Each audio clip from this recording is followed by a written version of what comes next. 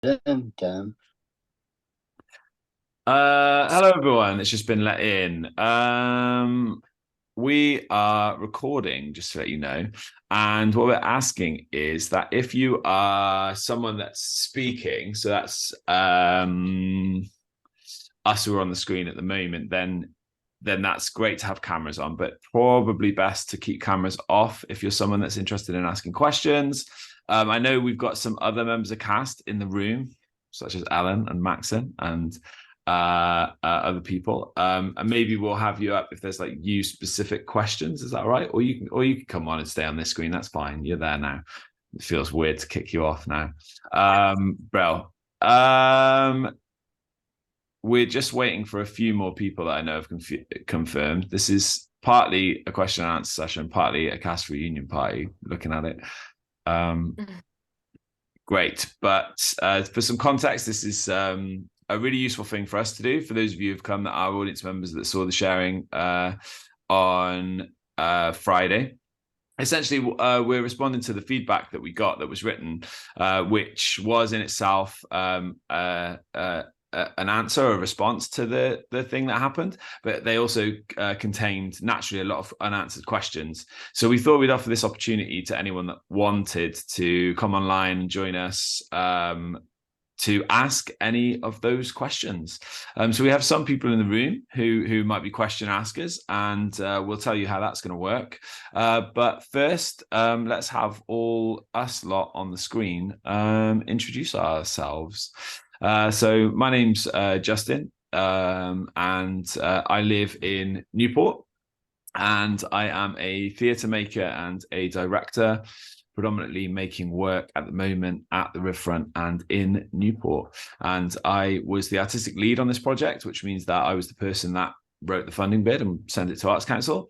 And I was the sort of lead director on the project, Happinessless. I'm going to hand over to Charlotte.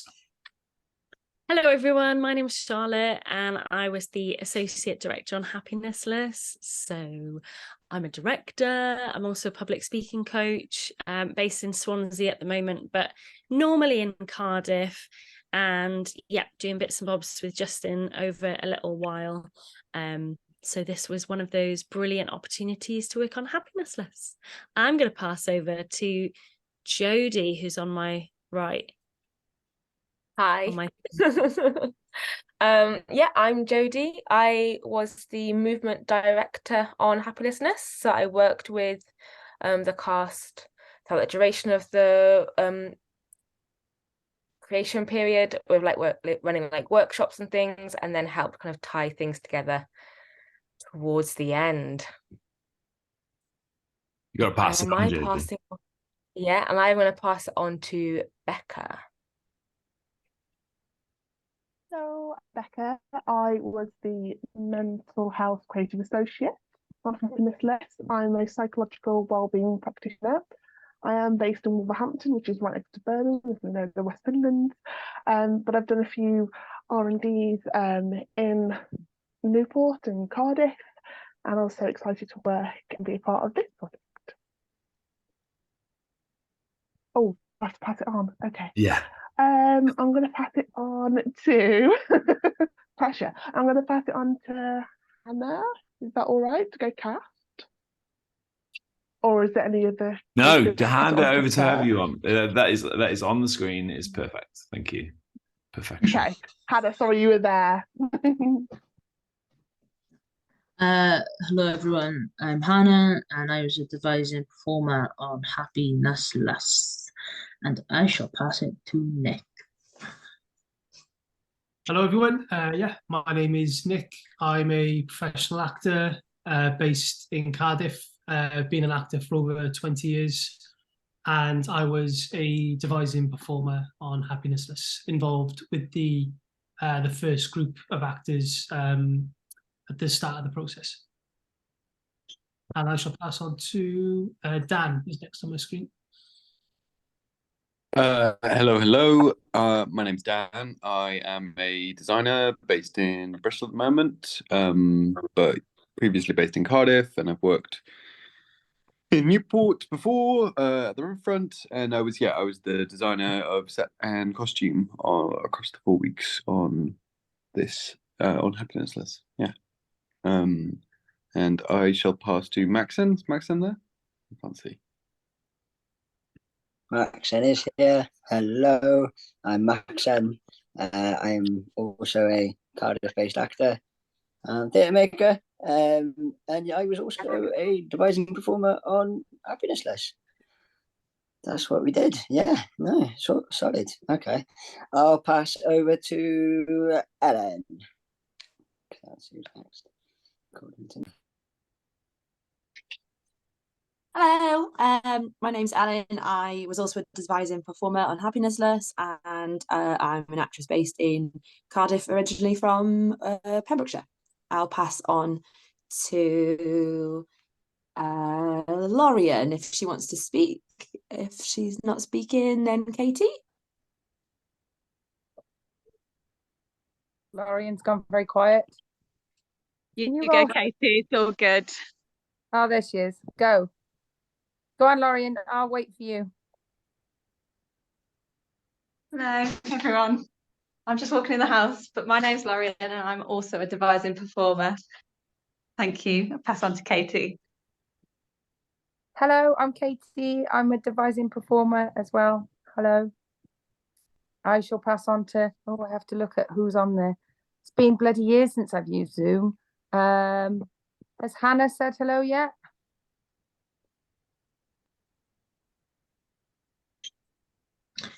I have, yeah. And I think Arnold's on here as well, if Arnold wants to say hello. Hi guys, my name is Arnold Matsena. I'm a devising performer too. I'll pass on to Emily or David. That's somebody that's going to be asking questions, Arnold. So they might not want to introduce themselves unless they do. Hi, David. Do you want to introduce yourself? Yes, go. I'm in the audience. Well, I was in the audience, and I guess I'm in the audience again tonight. So that's my contribution today. Well, thanks, David. You're also an avid Newportonian and a cyclist, aren't you? If you want to give yourself some context. Yes. Newport City Cycles. Well, I don't know the name of the group exactly. You know it. Castnewed Community Cycling. Yeah, sorry. It's been a long day at work. No, it's good. It's good to get the pitch opportunity whenever it arrives. There is an active travel map of Newport that you can't see because of the camera. Lush. But there you go. Thanks, David. For anyone else that's in the room that might want to ask questions, you can take this opportunity, I guess, to introduce yourself if you'd like, or you can use the chat option as we move through what we're going to do for the next sort of hour and a bit. All right. Anyone else? No? All right, let's do it.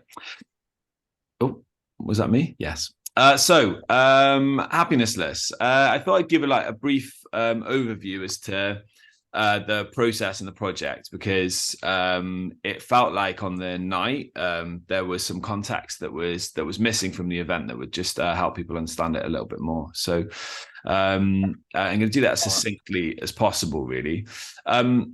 Happinessless started a fair few years ago with a commission from Dirty Protest to support a work in progress script. That script was not called Happinessless, and it actually was the container for a very, very different idea.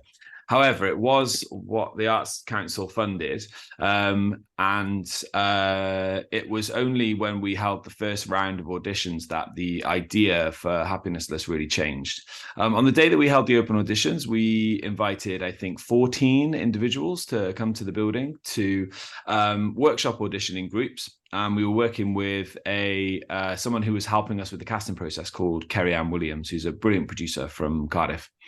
Charlotte and I were running the workshop, and Kerry-Ann was present. And at the end of a day and a half of doing both in-person and online auditions, we had realized something quite special had kind of happened in the room when we'd brought lots and lots of people together.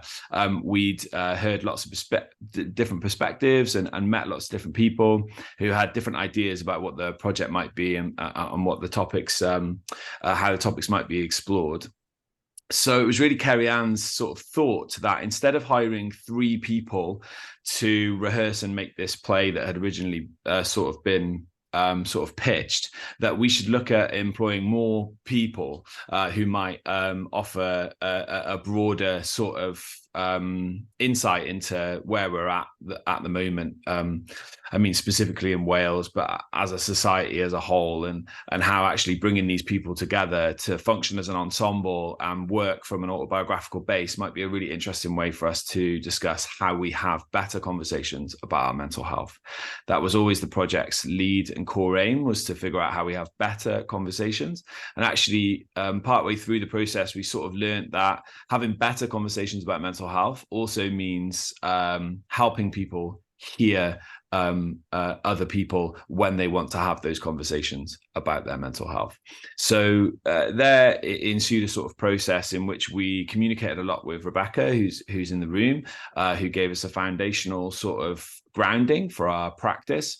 And then Charlotte and I developed a working methodology, really, that would see 3 different actors joining us per week for 3 weeks. And at the end of that 3-week process, we would have a final week where all 9 performers came together to share the work they'd been doing individually that was actually, by its nature, very, very connected, very, very similar, very kind of in order of itself, really, because it had been created through a near replica devising process. So the devising process for each group started off exactly the same. And it was only on sort of day 2 or 3 of each group's process that it would really change because of the influence that those group members had had. Jodie, who is in the room, was our movement director, and Jodie would come in on a set day every single week. So our process would function that on day 1, we'd meet the performers. On day 2, we'd work with Jodie and work with them physically. On day 3, some dramaturgs would come in and give us storytelling support. And on day 4, we'd sort of rehearse and have our content that they would all bring forth on week 4. So that's a kind of overview of the process, and that's the nuts and bolts and the hows and the whys of why we did what we did. And actually, when we look at the infrastructure that was in the room on Friday night, the projection screens, the revolving stage, we were supposed to have wireless headphones as well, which would have played Tick's soundscape in like closer to your head, in your head.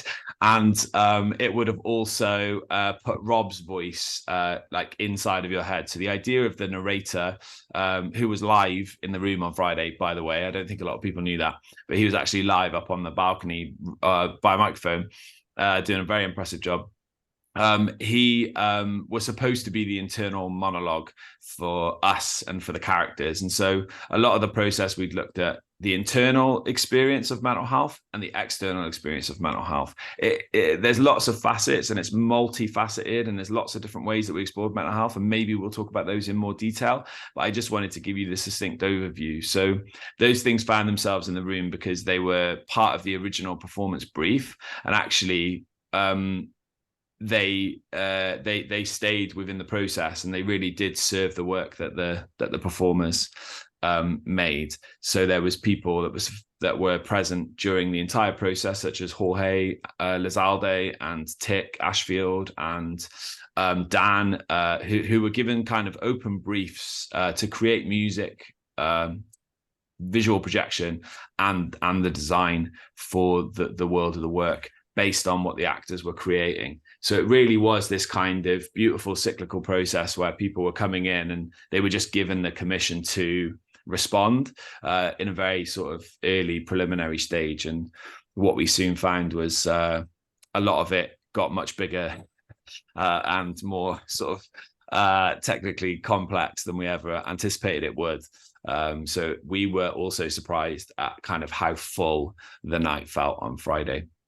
So that's just a bit of an overview, really. Are there any gaps that anyone would like to fill in? That was really succinct, yeah. All right. Well, then, let us go to questions. If you have a question for us, and actually, Charlotte, I think you're going to host the old question portion, right? So, yeah, you can do this, or we can both do it. We can all do it. But what I mean is, I don't want to talk for the whole time. There's loads of people here.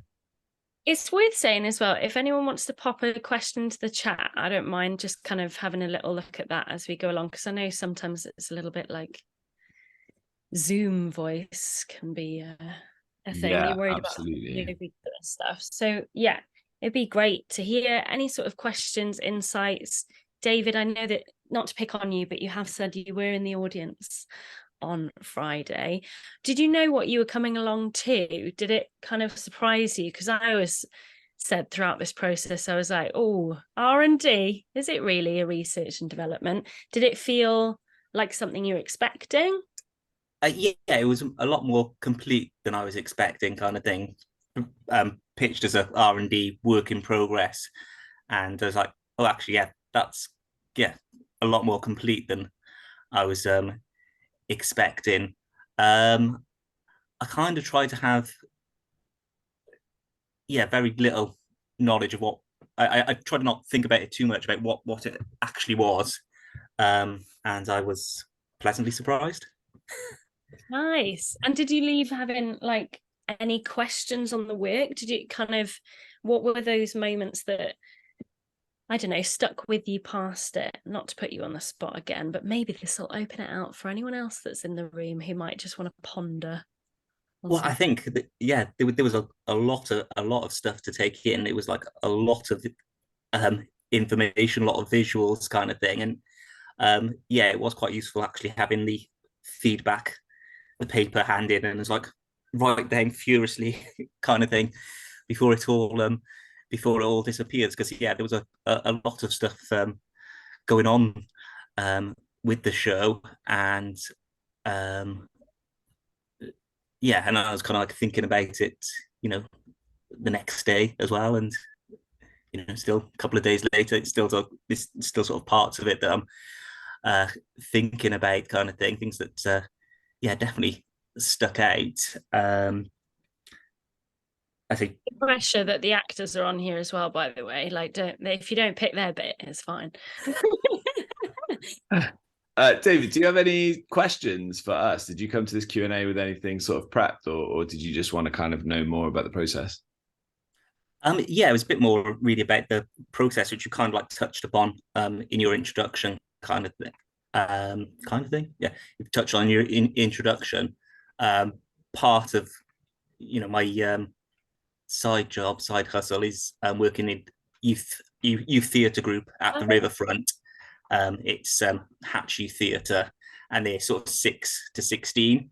So that's kind of partly my interest in this as well. And at the end of last term, we kind of did something, Danielle led on something for like the older group. What's the word? Sorry, I don't have a drama background, so like some of the technical terms. Is it forum theatre? Is that? Yeah. Forum? And I think so. Boal, maybe. No. Maybe. I don't really know what it is either, David, so I wouldn't worry about it.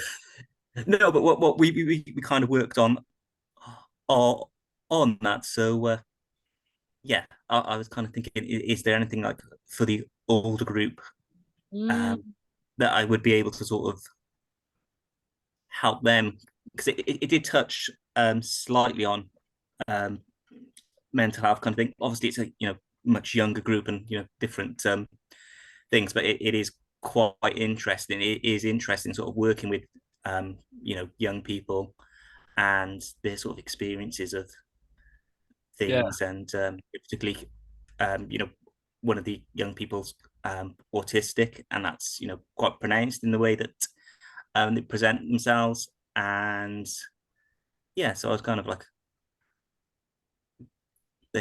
sorry, I think going off on tangents. no, it's really interesting because we worked with Nyla, who was our youth community producer. So Nyla actually brought some young people into the room whilst we were making the work, and they were sort of involved in sort of part of the work that was the devising stimulus. So they were asking questions sometimes, or giving us locations to work off of, or sometimes just having a bit of a chat with us. And they attended a lot of Jodie's workshops as well. The dance workshops really turned out to be a really accessible opportunity, because I suppose if you're sort of interested in that and you understand the parameters of it as well, I think it's a lot. I think there's a lot to learn from that, because sometimes in the context of a drama workshop, or if we start using words like autobiographical theatre making, or we're working on forum theatre devising, blah blah blah blah blah blah, those things can become really overwhelming and people don't know exactly what they're in for. But with Jodie's session, I think it was just kind of a warm welcome to like a dance. Oh, we're gonna move. We're gonna do the dance thing. So we had like quite a lot of people come to that. I think one thing Nyla said during this process is that you could actually run the exact same process with teenagers and see what happens, and because none of the stimulus was to talk about your mental health. The stimulus was, what questions do you have about happiness? That was the very first question that everyone had to answer. So we had all kinds of weird answers to that questions, weird and important and tangential and surreal and logical questions about happiness. Does anyone remember any of their questions about happiness?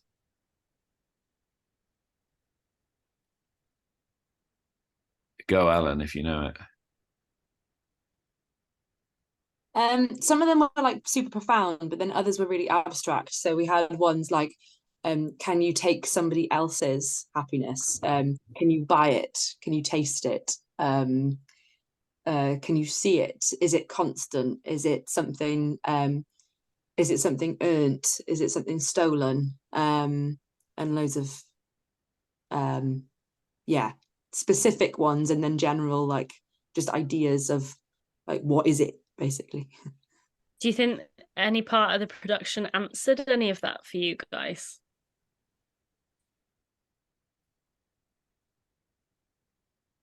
No. Yeah. It's probably a bit more of a thing. Yeah. We said about it being in the present, and it's in small moments, I think was one of the conclusions we came to, wasn't it? That happiness it's like in the present moment, and when you're completely present and we're with lots of people. Nice. Yeah. I think for me, the process made me realize that it's just little pockets of it. There's little nuggets of happiness, but you don't realize that they're there because you're on a quest for like this unattainable, elusive thing that we're sold through all the bollocks that exist in the world that tells us that we're not happy. Do you know what I mean? So I think I sort of came to that realization through the process, that it's there all the time to be found if you just want to look for it, which sounds really cheesy and like it should be in a birthday card. Yeah, I think it was mentioned after we'd done the showing on Friday that we'd all just spent several weeks working on a project called Happinessless, and all had spent the entire time feeling very happy, which was great. And it was exactly what the whole thing was about. But yeah, just those little pockets of community and being present and having some sort of meaning and purpose. But yeah, it's interesting to think about if any of the questions, the really wacky, random, profound questions were answered. And I'm not sure if they were, but I'm interested as well. Sorry, Maxon. No, you go. You say. So you guys invited some people along. Were there questions that came from the people that you invited along about the show that you can remember? I had one funny one that was quite specific to the vending machine. scene, and it was, "Why are you crisps?" That was from my partner, who said, "I don't understand. Are you crisps?" And that's the only question that I had.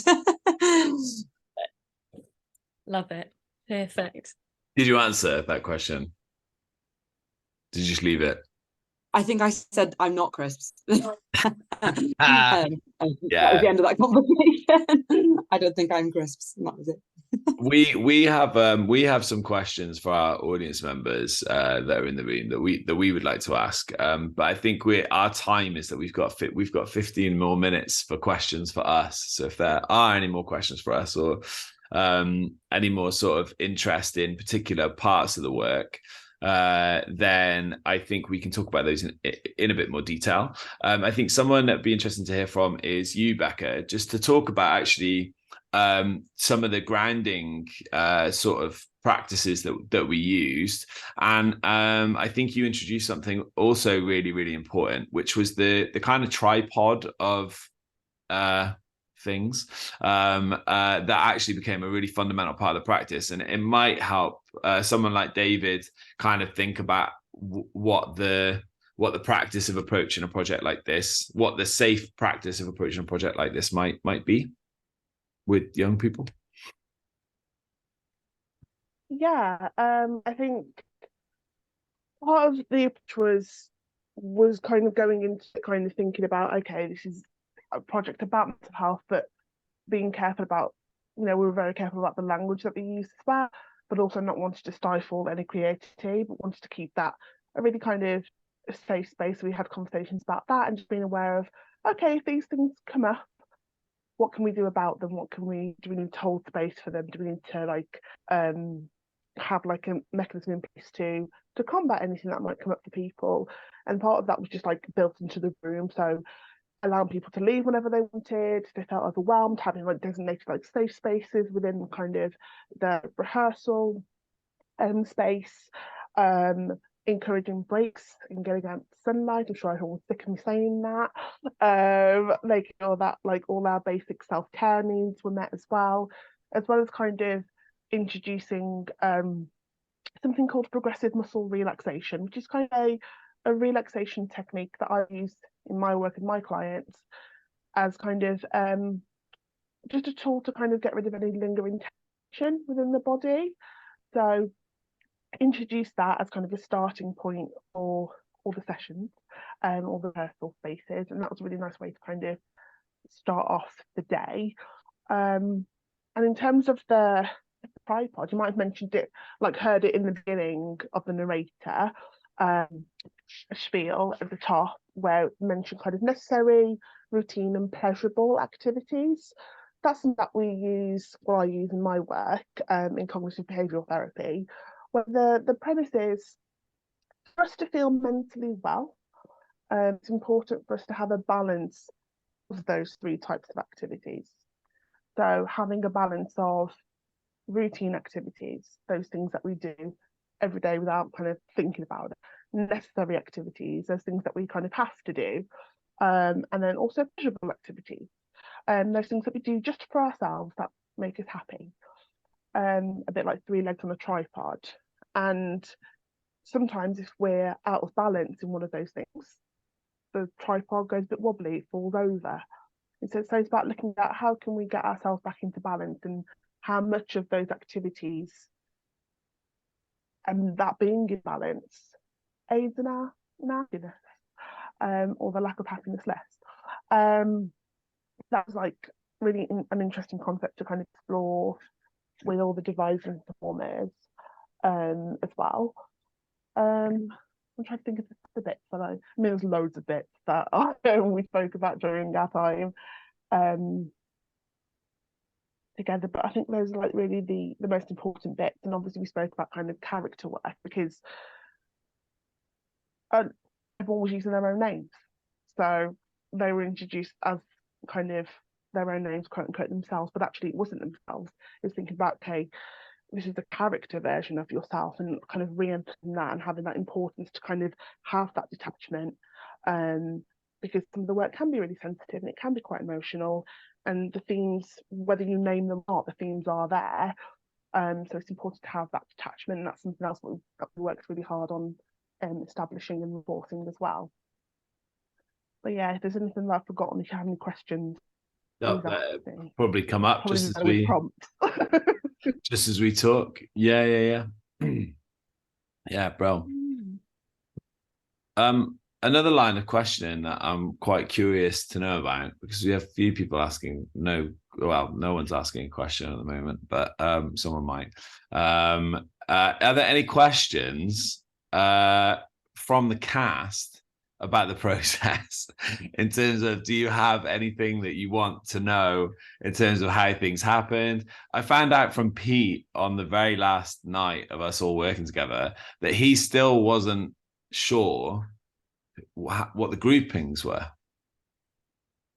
which I found, which blew my mind a little bit.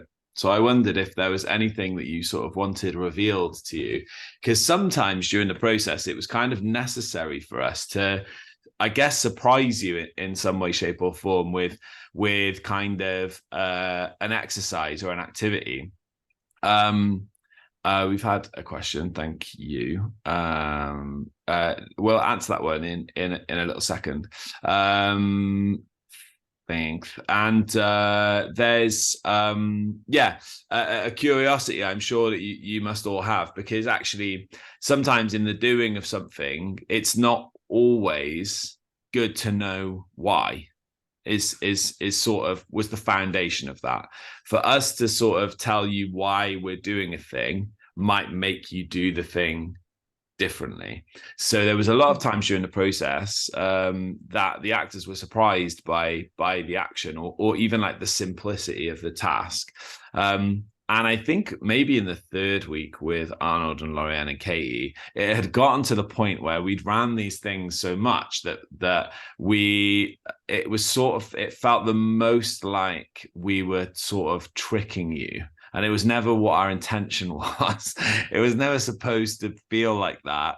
But I think, like, by nature, by the process of having ran the thing 3 times and having sort of developed a shorthand amongst ourselves for it, we were sort of still using that shorthand with you guys. And that was maybe a little, in hindsight, little error, but on my behalf anyway.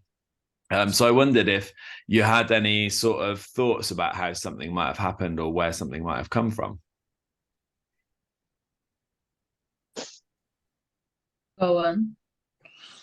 How different were how different were all of the groups?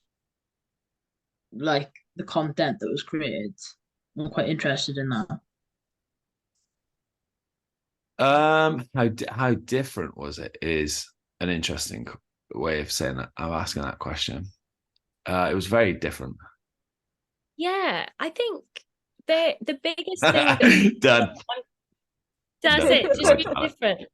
It was actually, it wasn't so much the content for me that was like clearly different, because you're 3 groups of very different people, and within your group you're very different people. But it was much more for me as a director, seeing the different games or processes or exercises that got you into maybe like your freest form of flow, or that you enjoyed the most, or like, you know, felt most productive with or creative with or whatever. So like that was actually quite different, I think, is like definitely. I don't know if you'd agree with that, Justin, but that felt like yeah, definitely. There was also a part of our process, to be like completely transparent, where we were obviously selecting you for your groups, and that wasn't random. That was us. Like, some of you we've only met once, like in the audition, so it's kind of impossible to know who you might be and who you might work really, really well with. So some of it's a bit of a gamble, but the sort of, I guess, like the idea behind each group was that there would be a commonality, but also an individualism with each group, and that actually you would all meet and find what was in common, and then we would then we would extract what was individual from you, because there was that asking questions, where is happiness? I mean, when we put all of everyone's answers on the wall in the last week, I saw Katie, you were really interested in them, and I'm sure some of you were really interested in them. What you must have found was, well, we all sort of are curious about the same things. We all want to know where happiness comes from. We all want to know how we can get more of it. We all want to know, I think every group in some way questioned capitalism. Every group in some way talked about relationships. Every group in some way, but in very different ways. And so I think like the difference was in the like what became interested and what fired up all three people in the room. And when we found what all three of you were interested in, that's what made the difference, and actually just by nature, some of you were more ensemble quicker, and some of you were more individualistic, and there's absolutely nothing wrong with that. It's just all how you approach the process, and it created a diversity of content, which I thought was really wicked, because some of it was group work and some of it was solo, and so when we put all that together, it made a much more interesting sort of I don't know, show. Hannah, do you remember the day that we did the lottery? Who else was in Hannah's group? Maxim was in Hannah's group, and Pete, who's not here. Do you remember the failure of the lottery, of just like how much like Maxim and Pete? Was it Maxim and Pete or you and Pete, Hannah? I know Pete was one of them who was just like, I hate this and I don't want to do it. I don't want to pretend like I like the lottery because I hate the lottery. And we were just like, it was Maxim as well. Yeah, right.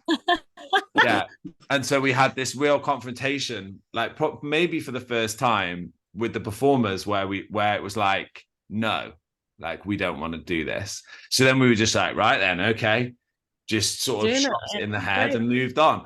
So there was even with that, right, that's an example of what another group might have gone, well, maybe I'm interested in the lottery, maybe I'm interested in chance and luck and money and fortune and all that stuff. Yeah, maybe I want to look at that. And if you had been, then we might have had 4 or 5 completely different scenes to choose from and put in the show.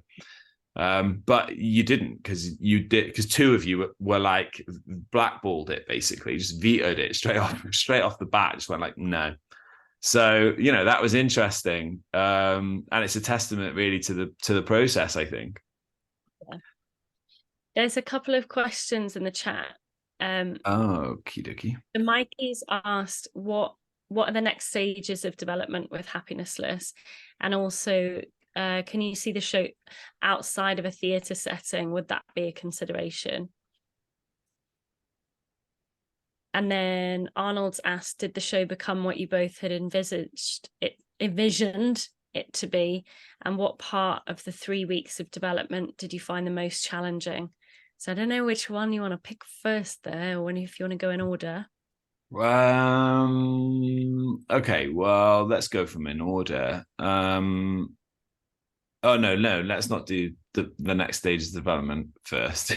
Let's do that last. That's why. Also, do you see this show? Yeah, some of us can answer these questions as well. So the one about do you see the show existing outside of a theatre setting? Can anybody else see the show existing outside of a traditional theatre setting? Or a version of the show, or something like the show? I think I can see the show existing outside a traditional theatre setting, possibly, I mean, from a design perspective, but also from this idea of having conversations about this idea about building better conversations about mental health. I wonder if there's the nature of the show becoming very much which I didn't realize to begin with about you guys, kind of the discussions in the room became the show, which from the start point of the project, I would have thought there would be more of a a sort of, okay, we're going to play with this and that and kind of construct something that was a little bit like more pre-planned. Does that make sense? As opposed to what you guys showed very much felt like what you guys developed in the room. And so perhaps there's a way of taking that into spaces that aren't necessarily theatres, but maybe, I don't know, open spaces whereby people can come and go and join in these conversations, and little sort of, because it's very episodic, the show. I don't know, there's maybe something whereby the episodic nature means it can kind of keep running and people are able to come and go and leave in spaces that aren't theatres. I don't know, shopping malls, warehouses, but large open spaces, small spaces, little intimate spaces. Maybe there's different versions of it. I don't know. That's just to throw something out into the bullpit. Great. Yeah. Yeah. Just to echo what Dan said, really, I had constantly had this image of it being in a big warehouse, and more of an installation rather than a show with a proscenium arch audience, if that makes sense. And it maybe being a lot more freedom to the audience members because I just had this image of us being in 3 groups, not necessarily the groups we were in rehearsal, but this sort of rolling, each group has a number of episodes or scenes that play over and over, and people can come and go in this installation, wherever it is, and just see bits, and each person or group of people will have a different experience of it, and maybe the scenes change in their nature as the performance goes on, so people would see different things.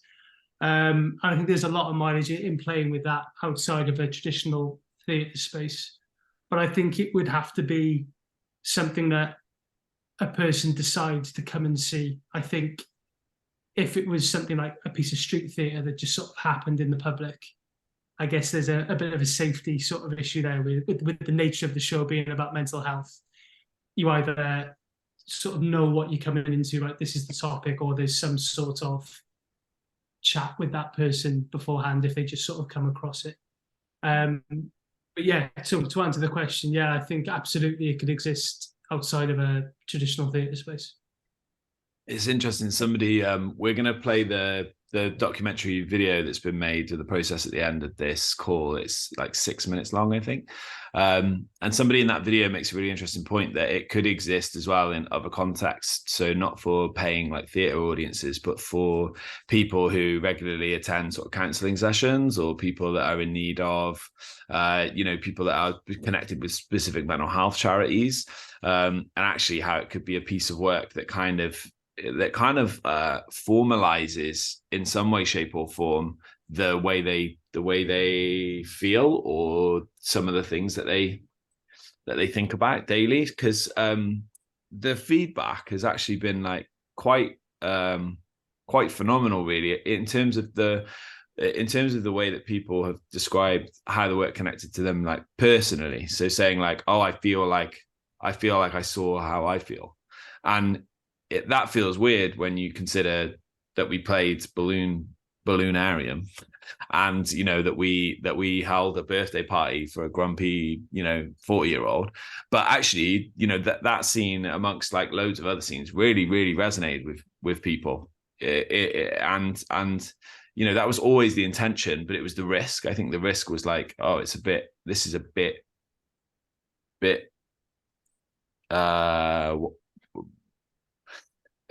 too idiosyncratic, maybe a bit too like big and weird, but it didn't seem like it was.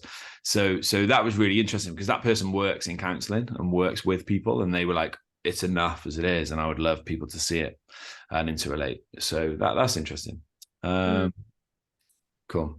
It feels of the world of like play therapy, actually. Yeah.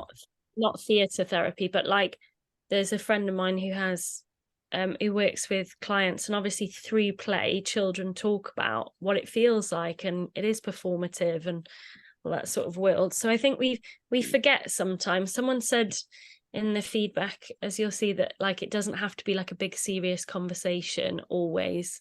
And I think that's an amazing takeaway. that someone Yeah.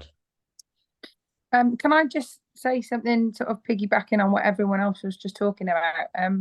I don't think the piece is explicitly about mental health and the connotations that people often have around that phrase and that term. And I think that's the beauty of it, because I think it's got such it's got arms and legs to grow into so many other things. And I don't know if the person that you were referring to just now might have been my sister's feedback. She teaches counselling skills at a college in the Valleys, and she's been doing that for quite a long time.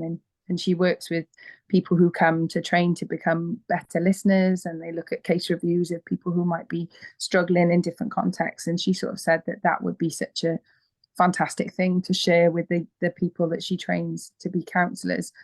I don't know if it, I don't know. I think it's about humanity. I think it's about connection. I think it actually explores the complexity of the human condition, rather than just this is a play about mental health. I think it's a lot more nuanced than that. So that's just my take on it. So there you go.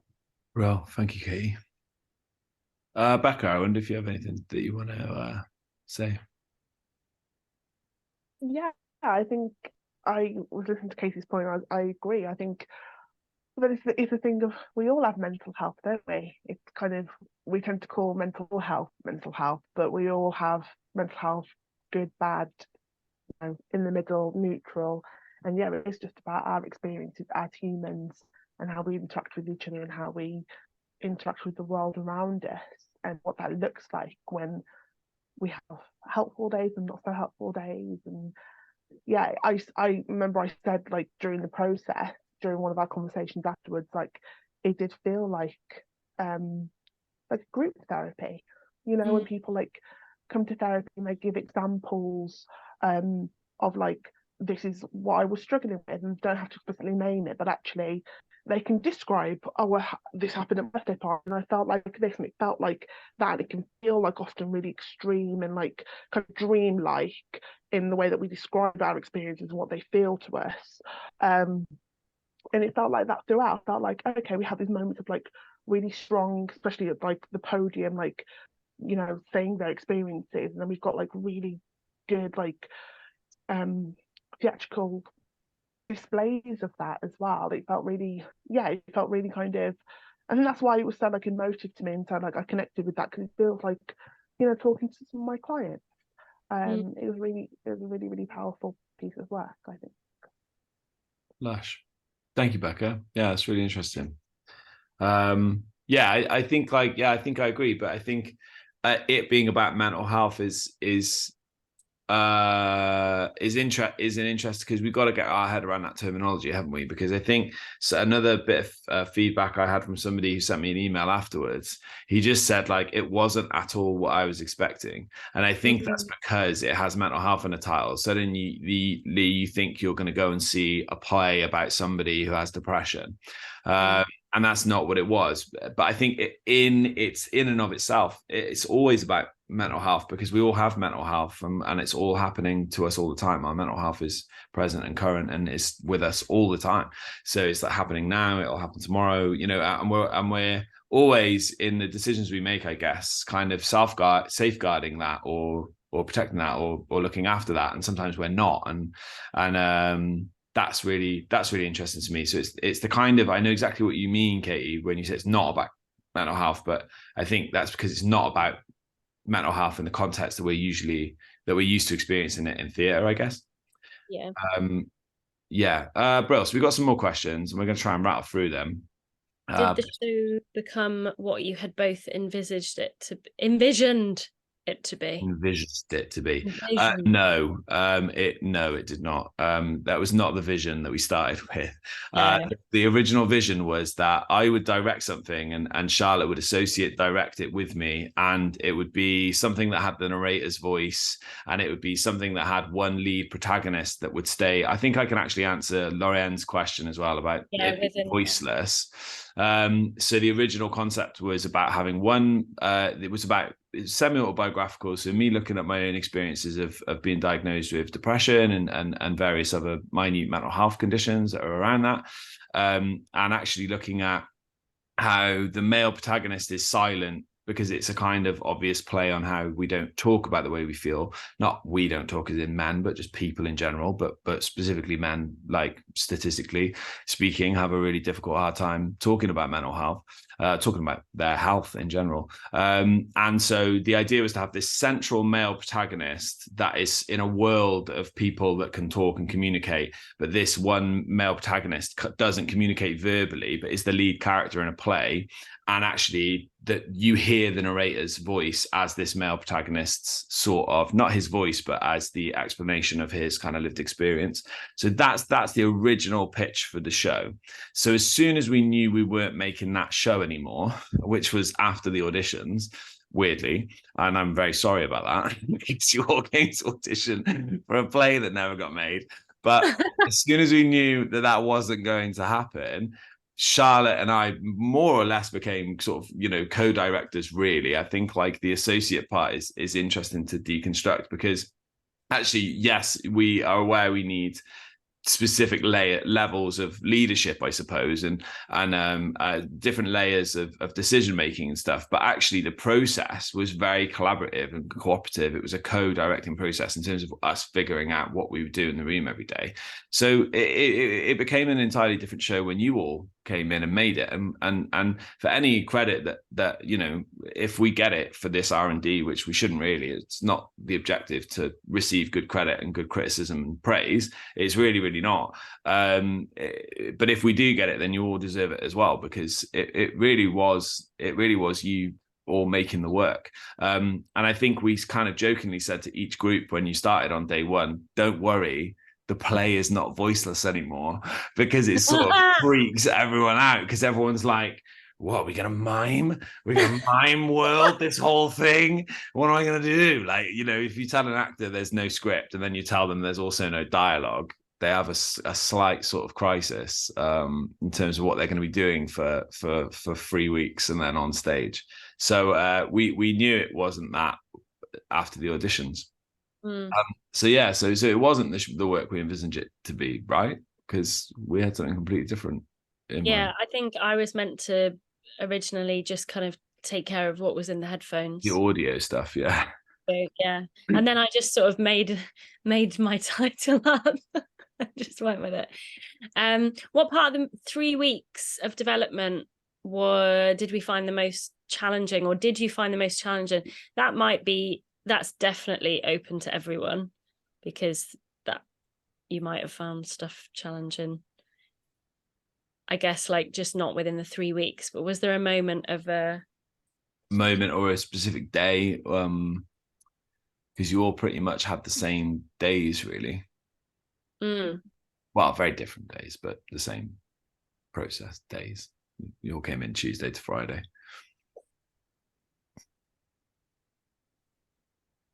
No pressure. Yeah, I go. Yeah, okay. Go. I found 2 things the hardest. First one was the improvisation on the spot and just like saying what comes in your head, because I realized like there's so much going on in my head, but the moment you say it, nothing comes out. So that was really challenging. And then the second thing, it was day 2 when we'd started to sort of explore some of our own ideas, and then our own ideas were challenged. And I think it was the most important part of the process, but like learning to challenge your perception of things so that you could reform either the same stance or a new stance or take from other people. But like, I think it was really hard to challenge your perspective of things, because it was like opening a complete new world of thought, and processing that was really hard, but so rewarding. So I'm really grateful for it. Great. Ditto. Alan has said, I felt the most vulnerable during the movement bits. For some reason, that made me feel more bare than speaking about personal things. Well, there's another question. What was it like developing a piece through devising, stepping away from the script that existed before It was glorious. It was awesome. I It was couldn't so find good. Its original script, so I just you hated the original script, so it's fine. No, I couldn't find it, and I remember this has been totally transparent. I was like, oh no, rehearsals are gonna start in a couple of weeks. I should really try and find the script. I couldn't find it anywhere. So in reality, you guys saved my bacon by being really brilliant. Wow. And I was like, yeah, let's do something with these guys. I'm going to turn this question around. Honestly, it was so good to just not bother thinking about the vision and just find it emerging every single day and just be like, oh, that's really fucking cool and that's really cool. I wonder, what was it like for you as actors and performers and however you define yourself? Because I know that we the other thing we did was we really mixed up the disciplines as well. So Arnold, who's predominantly a dancer, and Nick, who's predominantly an actor, and Katie, who's predominantly a director. And so we brought in performers that were going to bring lots and lots of different stuff to the table. I wonder what it was like for you guys to be told every single day that you don't know what the show is that you're part of making. Because sometimes it felt a bit insensitive. Sometimes it felt a bit like we were going like, yeah, nah, don't worry. And I wondered if it ever was like really rattling, or if you were always sort of, if it was comforting. I don't know. I don't know.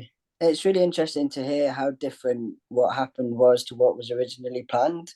Because I'm trying to think back to the call out and what happened, what we made and what the call out was seems to like just make so much sense that it's almost hard to imagine it ever being anything else. And I don't know. I just think it was.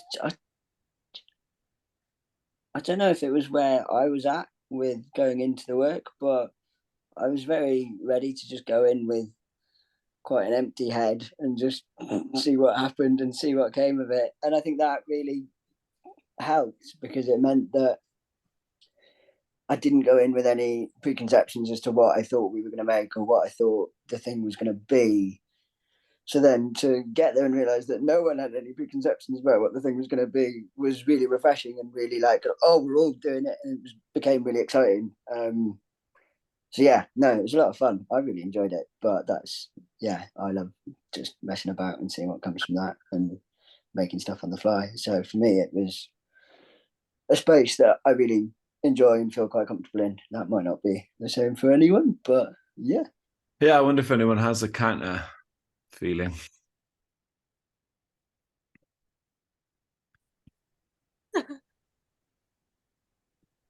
I didn't, it's not really a counter feeling, but coming from a perspective of someone who's normally in charge of making work with other people and coming from sort of Charlotte and Justin's perspective, I suppose, having ideas, wanting to play, wanting to be free, I found it so liberating that it wasn't on me for a change. I was it's a bit like when you go to someone else's house and they cook you dinner and you're like, oh great, I don't know. Shall I peel some veg? No, I'm just fine sitting here. It was really nice. I loved that. And I think what everyone brought, certainly in my group, and I felt collectively when we all joined later on, was just such a huge sense of trust. It was tangible. You could smell it. It was like, yeah, you got us. You had these like big hands and we just put ourselves in them and you just threw us around and did stuff and it was okay and it was safe. And I think that is at the root of the quality of the work and testament to both of you and your working methods and the way you communicated. And it was just beautiful, absolutely amazing, and I loved it. So no, I certainly didn't find it jarring. I felt a bit lazy, like I should do you know what though, that is two ways. It's absolutely two ways. Saturday when I was trying to consider how we staged it in 3 days, how you had all showed up and met a revolving stage on day 1 and then had performed on it on day 3, I was in awe of you guys having handled it so well. And I do think I totally agree with you. I just think it was trust seeded in to the thing right at the top, so that everything just sort of flowed with trust. And then it also flowed with the decision of indecision, I think, or the indecision of decision. Yeah. It's like if something didn't work, we were just like, let it go then. Just don't worry about it. You know, that sort of casual attitude sort of helped it, I think. Bro. Well, David and Mikey are our audience members that are left, I think, unless iPhone 13 Pro Max. Is that Arnold? That is Arnold. So it's time for our questions for you. But David, it might all be on you. Oh, David's gone. David's just walked off. Oh no, there he is. David, one thing I'm really curious about, from the sharing, can you envisage a version of the work in which the narrator doesn't exist? That'll do. That's the question. And that's for you as well, Mikey, if you want to answer it in text form. I don't think it would be as good. I think the narrator added something to it, definitely. I'll have to plug in my laptop in a minute. That's all right, no worries. You get your battery charged. We'll see if Mikey wants to posit a feeling on that. And also, that's interesting. First response. I think it would be too random if there was no narrator. The narrator, it didn't necessarily, or wasn't very specific, this is what's going to happen kind of thing. But the narrator kind of added like a bit of normality to each kind of different section. So without that, no, I couldn't see it working. Well, not in the same way. Grounded the chaos a little bit of like the different vignettes. Like you kind of. It was a nice voice, yeah. It was nice, like sort of. Oh wow! Like the. Right. That's It was really like interesting. It's like the palate cleanser in between courses. The sorbet. Maybe. Okay, great. That's literally my only question for audiences. You built it up there.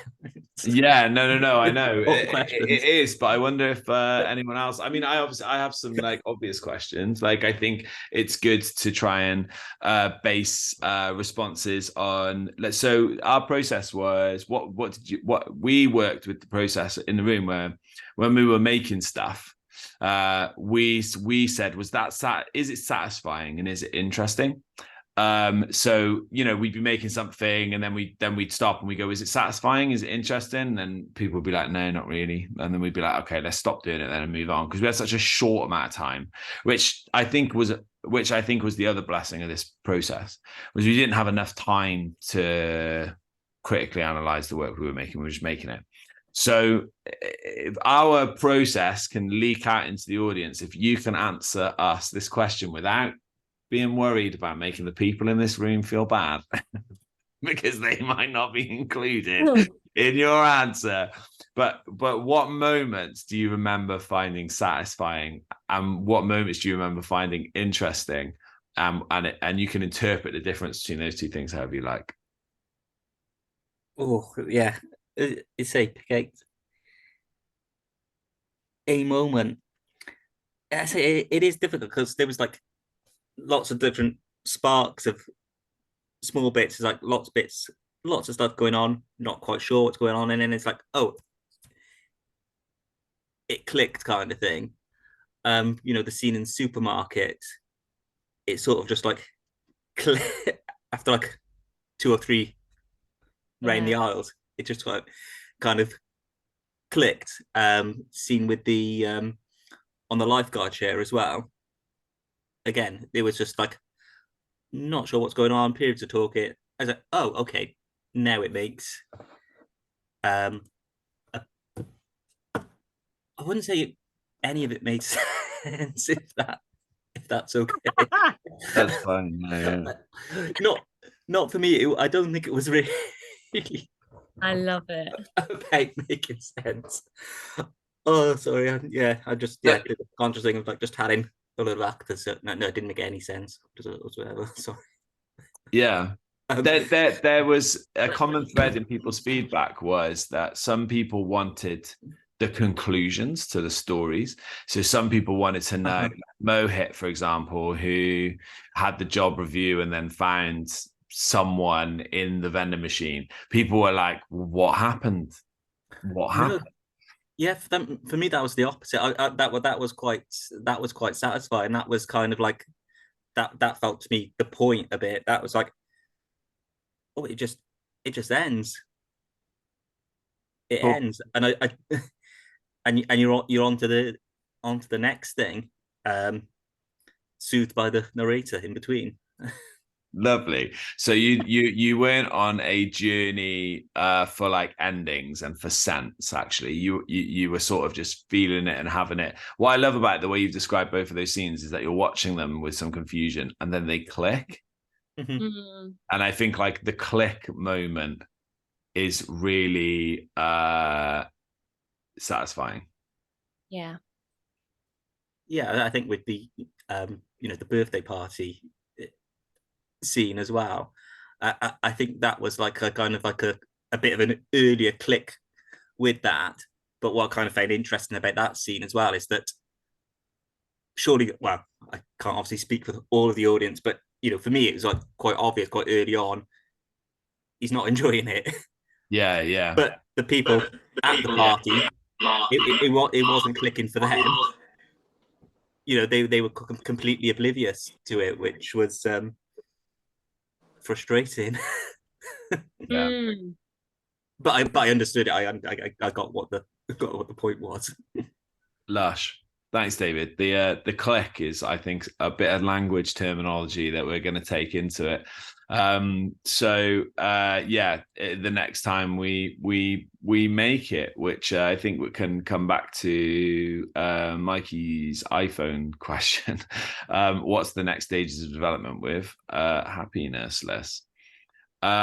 So the conversations haven't quite started happening yet because obviously it happened on Friday and it was on Monday, but we feel like actually there's the show that is the show that we made, and that it's with these 9 people that are in the room now, or some of the 9 people that are in the room now, except for the ones that aren't in the room now, and that essentially it could tour like that, or it could go somewhere else like that. It could go to another venue, and it's in a very similar shape and form. And really what we would have to balance out is the repetition of the thing, which would kind of, because to sort of reveal another internal mechanism that was inside of the show was that nothing was rehearsed that much. The scenes, they were different every single time, and the performers could have whatever dialogue they wanted, and the cue cards were not preempted and they were not rehearsed dialogues. So Nick found that out the hard way, I think, when he picked up Arnold's card by accident. If everyone hasn't figured out that's what happened. And then Nick had to just improvise on, I feel like, a rescued bald eagle for 1.5 minutes, which turned out to be like some of the, best content of the show. So that's the kind of risk and the reward of the improvised, unknown sort of dialogues and talking and stuff. So there would be a way of us trying to work out how we maintain that quality of the work whilst repeating it, if we were to repeat it with the same performers, which feels definitely like something that we're all interested in doing. In terms of the process and how we are running the process, that conversation that we've had with Nyla about running it with 16 to 18-year-olds is really, really interesting. So we're looking at potentially facilitating maybe a 2-week process during the summer or winter holidays, or Easter or whatever in 2024, where we run Happinessless with 18 to 16-year-olds. And actually, we know now the focus is on how do we have better conversations about our mental health, and how happy are we in the world right now. I think 16 and 18-year-olds will have a really interesting perspective, and they will give us a really interesting insight. You know, that younger generation who are experiencing the world in a completely different way, they might have something really, really fascinating to tell adults about culture, cultural happiness, the how we qualify it, how we quantify it, where we get it from, and how it comes to us. Lovely. I was just gonna, I think, going back to sort of tying in with what someone asked earlier about, is this just a theatre piece or is it something? I think it's a show that could also quite easily run alongside workshops and can be very community driven. And yeah, there's an opportunity for audiences to then see the show and then take part in workshops that give them a chance to answer some of the questions that the show asks, and gives them the space to have the same conversations that we're trying to promote with the work. Wow. Yeah, that's awesome. As an option. Yeah. Also, in my head, there's a big opportunity for us to run one more week with 3 more actors and turn it into a 12-person show. and and maybe some of those people aren't performers. Maybe they don't come to us through auditions and the like. Maybe it's a more informal process. Who knows? But that's where we're at. Brill, just to pick up on some of the written comments in the text. Just going back to the narrator question, feedback I received from someone online was that the show felt really immersive, even through Zoom. And I think that was supported by the narrator and the use of tech. And then they said it was because it was so immersive, it could be used and developed into a tool of therapy where it is utilized correctly. Lovely. Allow the audience to choose how some of the scenes end. Boom, boom, boom, boom. Awesome. Thanks very much, everyone. I think any last comments, and then we're going to wrap this baby up. We have recorded this, and if everyone that participated facially and verbally is happy for us to share it online, it'll become part of the online information. David, you're nodding. Yes, yes. Brill, everyone. Yes, everyone's nodding. Yeah, all right. Wow, thank you. Thumbs up. Yeah, because we can make a we're going to make a page, a sort of dedicated web space for Happinessless as we move forward and as it grows and develops, and somewhere to share some of the feedback we got and some of these questions that people have. So this would be a great part of that. So any final comments before we sort of roll the little movie? I was just laughing at Ellen's, who wrote, "Who wants to be a millionaire" vibes. And then I thought about the fastest finger first. That's why I was giggling. So love that. Great. I thought you thought the coffer. The coffer. It's sort of hilarious as well. I'm kind of drawing up something right now that looks exactly like Who Wants to Be a Millionaire set. That's really weird. That's really fun. Lushna, you're still here, Dan, and still working. Rebecca is going to have a field day with you after this. She is going to email you. You are in so much trouble. No, I'm joking. Any final comments before we go? I'll say a comment. My comment is, as an actor, I love performing. But I think the most rewarding part of this process was the process that you've developed, because it is literally just an opportunity of like self-development and self-growth. So if you do take that and put it into schools and allow younger people to learn more about themselves, the performance doesn't matter, and that's a massive win. And I'm really grateful that I got to experience that, because I think I've learned so much, and the performance didn't, like, I loved the performance, but it didn't matter. That's amazing. Thanks, Dorian. No, thank you guys. And you should be really proud of that process, because it's, well, process. Any more? Not to cut right through what you just said, Lauren. I'm just conscious of time. No? Final 20 seconds. Jumping on that and going back to Cat Royale, it just feels like there's similar things around that. Dan, you can't bring Cat Royale up in contextlessly. Yeah, I can. Cat Royale.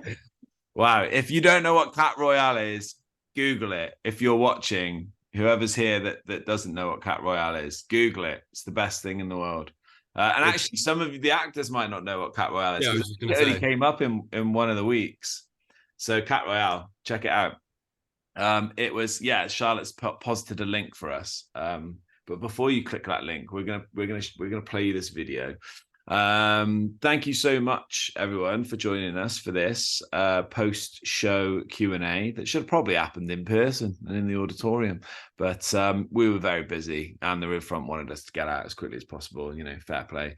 So yeah, thank you so much. Thank you, Charlotte. Thank you, Jodie. Thank you, Hannah. Thank you, Lorianne. Thank you, Nick. Thank you, Maxine. Thank you, Becca. Thank you, Katie. Thank you, Ellen. Thank you, Arnold. Thank you, Dan. Thank you. I shouldn't have done this. Thank you, David. Obviously, thank you as an audience member. Thank you, Mikey's iPhone. Thank you, whoever I said, everyone, Jodie, and everyone else that participated in this chat. Brill. Lush, we're going to play this film. What's really helpful is if everyone turns their camera off and their mic off, because then it streams a little better.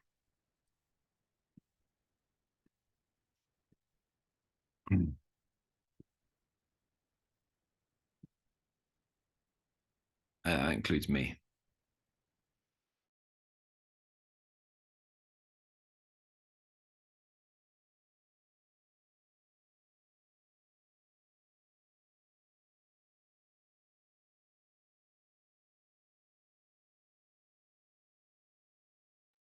Holler if the audio isn't very good, if it's not loud.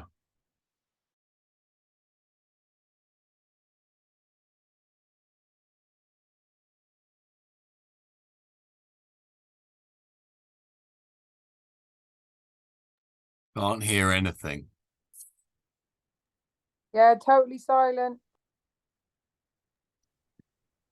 Well, all right then.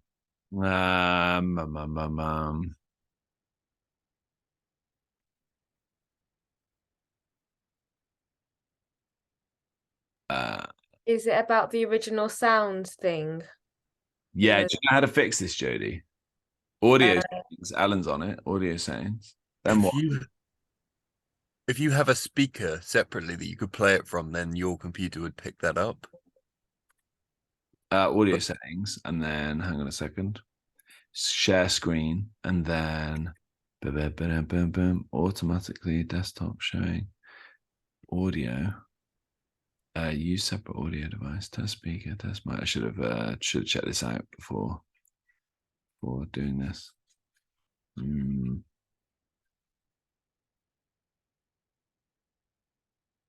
Let me try it with my microphone on. Yeah. The community and different youth. We've had some open workshops. You got it? Yep. That's working. Yep. Okay, bro.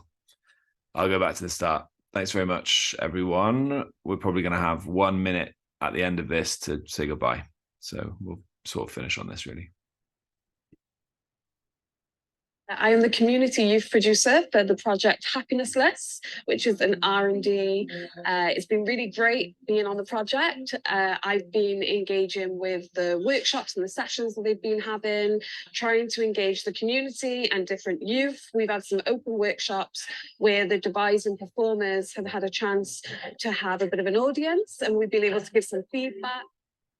Like each week with different cast, bringing different stuff. It's been really interesting, actually, just to kind of sit there and see what different people bring, like their experiences, bringing it to the table, not even as artists or creators, but just as people, as humans, you know, I think, because that's what the crux of this is, you know, humanity. What's it mean to be human? I think this project's really important for everything that's going on in the world today. Just to focus on your mental health a little bit more and understand how it affects your body, affects your actions, your everyday life. Seen bits, little bits here and there, haven't seen the full piece. I don't think anyone has. So it's exciting because no one really knows what to expect. Something that surprised me is how universal the themes like how truly universal. Like, so being in the room, in the discussions, everyone is resonating with all these feelings and these emotions, which sometimes you can't quite articulate, but you feel. So I'm the movement director, and I was leading the workshop. So I was just really loving the energy of receiving, so I could give back as we explored movement this morning. So now I'm feeling really energized. I'm ready to go. It's our last day of this week, so we're just trying to sort of put everything from the last 2 days into one thing, which has been good. It's good to, like, you know, play and then try and find a direction and a context for it. The bit of the process that everything's been leading up to so far, which is nice, and it's interesting just to see little things from days previous in the week just sort of find their way in. It's always good to get different creatives in the room, and sort of, you know, you never know really what's going to come until you all start working together, and that's the most exciting bit. I think for today, what I'm most excited to explore more is to see how this group what's going to come out of this group. So like each week I find something different is like the flavor. Looking forward to having a play on a big revolving stage. That'll be fun as well. Yeah, no, it'll be good just to see, you know, everything come together on a bigger scale. Tomorrow, that audiences come and have a big clutch in a way and in a sense that they understand and realize it's okay to feel the way that I feel, or the other people that feel the way that I feel. That was amazing. I absolutely loved every second of that. I laughed. I really laughed. I then cried and then laughed again. I felt every single possible emotion I could have possibly felt in that. And I didn't expect to react how I did. I kind of went in thinking, oh yeah, gonna be fine. Yeah, it's fine. Play on show about mental health. And then it kind of hits you all of a sudden. I didn't realize how much I would connect with the actors on stage. It almost made me feel like kind of I'm not alone. I know it sounds a bit cheesy. Showed a lot of empathy to awkward social situations that where an individual might feel bad about themselves. You can identify with several of the characters in the play. It really showed life in modern times to be what it is. It's insufferable sometimes. So it feels like to me it's not about the excitement of being alive, and it's not about the depression. It's that in between. It's not surviving, it's the grey areas. It's that sustaining life and existing, and being in shops, being at your job, and sort of sinking into those grey area feelings. It does a good job of kind of, as an audience member, sitting there and letting yourself sink into those feelings. It's a situation that I find myself in sometimes with mental health. It is like a journey. Like I said, it can be full of ups and downs. I think it's important that it gets spoken about. And I think it's important that everyone sees the journey that people can face. I think the birthday scene as well was very important because we feel like quite connected to the experiences that it had, and quite ironically happy to be able to see and share their experiences. So I said it was like a mini counselling session to be able to just feel seen and just be in a room where people are being very honest and open, but not always in a super serious way. It was really nice. Friday night is always Coronation Street for me, but this really beat it hands down. I've gone away thinking, which is a good one. I was really, really impressed. We had a discussion together about if there was a point where my family wanted to come up and rescue one of the characters that were involved in the play, and we were talking about when we were sort of inspired to take action. I thought it was absolutely brilliant. I am a counsellor like my mum, and I teach counselling, and I could fill an audience of trainee counsellors who would get so much from watching that provision. I thought it was a powerful piece of work, and it should be rolled out to mental health officials, schools, parents, people generally. Excellent. Loved it. Loved it.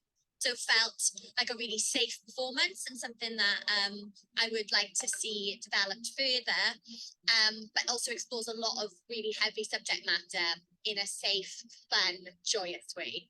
Also like a moving moment of reflection. Like I laughed a lot. I had little moist eye. That's right. And it resonated a lot. It was really, yeah, it was really powerful. You think just there were so many different stories, and like I was saying to Nali, you could just take that in lots of different directions as well. So it has got that kind of, you know, you could, if you're going to develop that further, or if it's going to continue, then you can take that. You know, you can take all of those stories and develop those as well, can't you? I thought they were all had a very comical point to say, and they were all very funny. It was really good. I loved it. Diane, well done.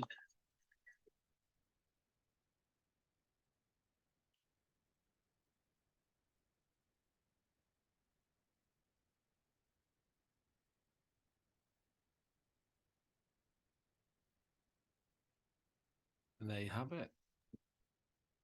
And we're right on time. That's right on time. Well done, everyone. That concludes our Q&A slash get together cast reunion. It's been a long weekend. We've been away from one for us as a group. So glad that we could get back together and do this. Brill, I'm gonna let everybody go. Any final words? Just can't believe how much of my waffle made it into that film. That was You're a scholar. That's obvious. not at all. But anyway. Right, no. But yeah, no, thank you to everyone. It's been a real privilege to work on this. And yeah, looking forward to seeing what comes next. Well, us too. Have a lovely evening, everyone. Look after yourselves. Bye. Thank you. Bye. Bye. Thank you, Bye-bye. Justin. Thank you, Bye. Justin. Thank you, Thank everyone. you, Charlotte. Thank you. Bye. Just me and you now, Becca. Oh, you left. Well, there we go.